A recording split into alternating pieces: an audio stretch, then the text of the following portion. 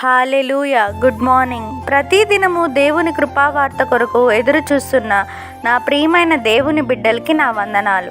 ఈ దినము పరిశుద్ధాత్మ దేవుడు జీవగ్రంథంలో నుండి మన కొరకు ఇచ్చిన వాగ్దానం లూకా సువార్త 10వ అధ్యాయం 20వ వచనం.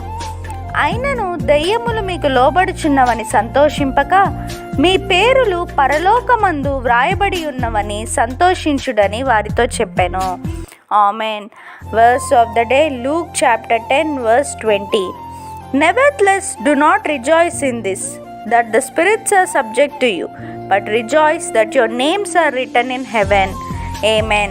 ప్రభు యొక్క కృపా సమాధానాలు మీకు మీ కుటుంబానికి ఎల్లప్పుడూ తోడైండునుగాక.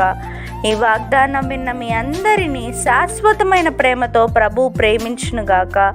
May God bless you and wipe away every tear from your face. Amen.